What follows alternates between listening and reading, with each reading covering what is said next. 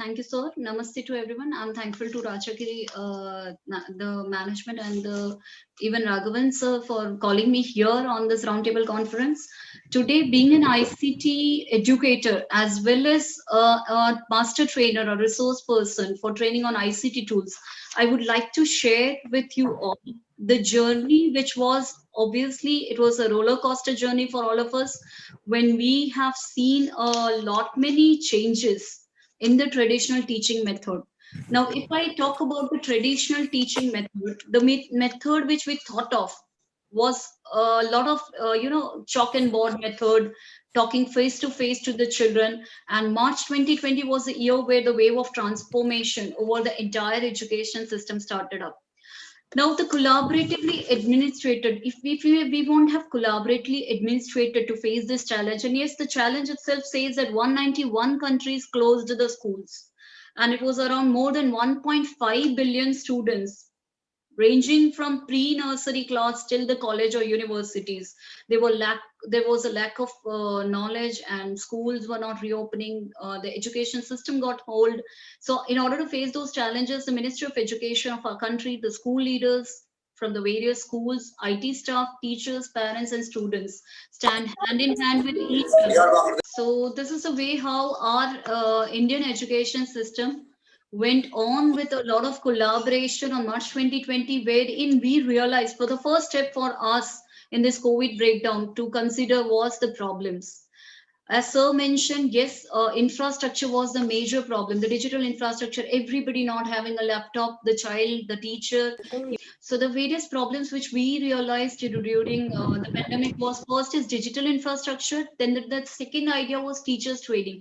Digital infrastructure, as we all were in school, we had computer labs and the teachers training. So various teacher training modules wherein we were knowing about whether the teachers. So the various problems which we realized were digital infrastructure. Yes, obviously the digital infrastructure was all with the school, the Wi-Fi connections.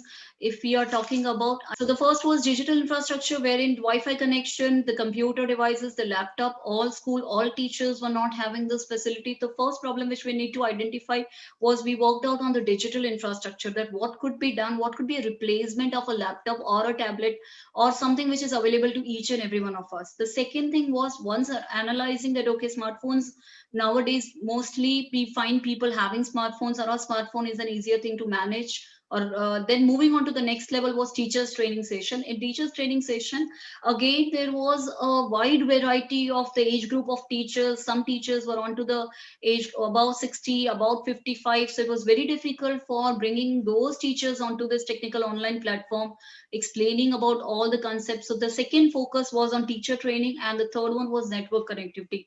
Still, as for UNESCO, if I see 826 million students do not have the PC at home, 706 million students do not have internet connectivity. So these were the kind of scenarios. If we talk about a private school, everything was possible. But if we talk about in general around the world, the conditions, it was very difficult. There were no 3G and 4G connections. Right now in South Africa also, you don't find that 3G connections available to each and every child. Fourth was the technical support staff that was 24 hours on and off, whether it being an IT admin or an IT teacher or the educators or maybe the supporting educators, the technical support staff was at the core. And the last one was, yes, the positive perception of the school leaders, which made all these problems covered up in the last few months. So the school leaders, there was positive perspective. For example, when I was talking about digital infrastructure, if I don't have a computer at my home, the school leaders allowed us to pick up a computer from the computer lab and take it to our homes.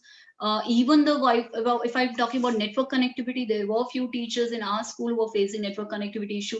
So we were being given by school the network pack. Whatever the charges are there, the school used to bear all this. So this was the kind of perception our school leaders have to come out of this problem. And that was the solution path. If we talk about prioritize, authorize, and action, prioritize was the digital infrastructure teachers training part. And parents, yes, सबसे important, whatever was most important was the parents. They were the center of the education system. So to technically convince the parents to get their child on an online platform about the security concerns about their child's data privacy, That was again at the top. And authorize an action. Authorize, when I mean to say that, it was like you take up the authority of your children. When you are selecting a video communication tool, you need to be very particular about the video communication tool. So when I say the video communication tool won't be only that communication tool which helped us to just talk to the child. It could be a WhatsApp video call, but we cannot choose that for teaching. So initially, every school, everywhere where I started up with the training, it started with a communication platform like WhatsApp. The teachers used to record the videos of their lectures, created tutorials, and then that tutorials were being shared with the students. So now I'll come to for face-to-face discussion over here about the various aspects which I came across during the training. The first aspect, what I observed was WhatsApp communication was the first part from where we started up. From WhatsApp, recording your own video tutorial, sharing it to the students via the WhatsApp groups, and then the parents used to download it and children used to watch and do it. But that, after taking a lot of surveys, we realized that this type of education system which is one ended will not work. So slowly, by the time that was going on, the teachers training started up in the back end, where teachers were being trained on how to mute, unmute, turn on and off the video, share the content, that much. After that, once they started doing this much into the classroom, they started up with an online class where they learned how to turn on and off, mute, unmute. A lot of challenges, must say hats off to the educators, those who are like, first time watching this technology, getting experience of this technology, wherein children used to mute them, children used to write something on the screen. Just now live example was when I was speaking, there were people who were like unmuting themselves. So this was the kind of difficulties our teachers were facing with ICT. Slowly, they again go to the technical stuff. They ask for solution. Technical stuff used to work out on that particular solution with mute all option or the hardcore mute option. So this was the rise of March 2020 till May 2020. I must say the teachers adapted themselves to the online teaching pattern. After that, when we reached to the assessment, like there were three, we were going through the three TPAC model, three components. The first one was content we were talking about content. The second one was pedagogy. So my trainings, I used to make sure that I don't teach the software. I teach the software which goes along with the content pedagogy.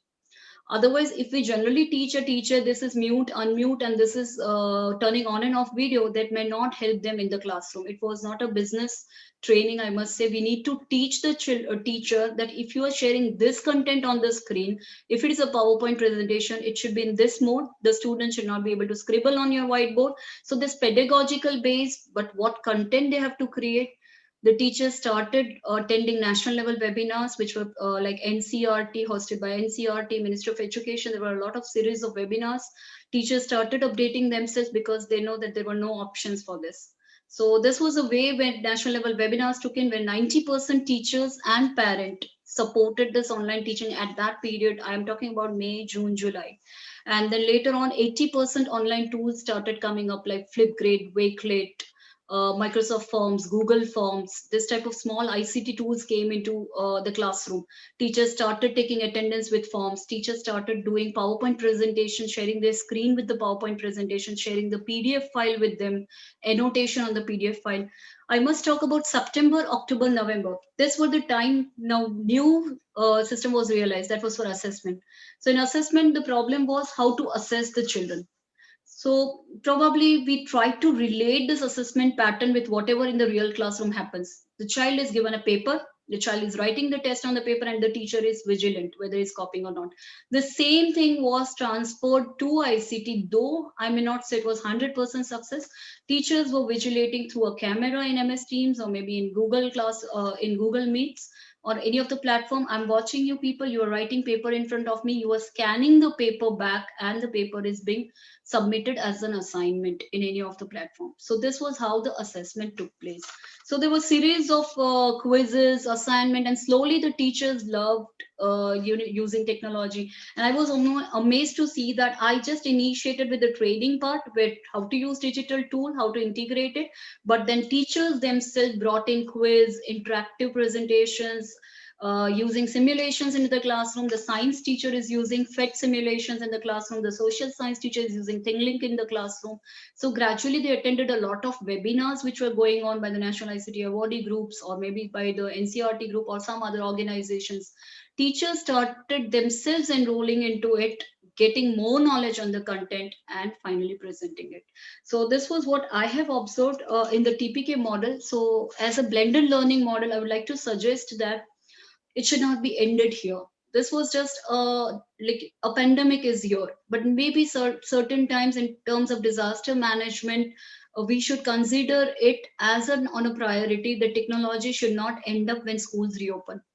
When schools reopen, as an ICT integration, we should make our teachers trained for the technology tools. Basically, I mean to say, in teacher education programs, teacher trainings on TPK, teaching technology and pedagogy together, should be integrated. As well as if talking about digital infrastructure, every school should try to follow initially hybrid model.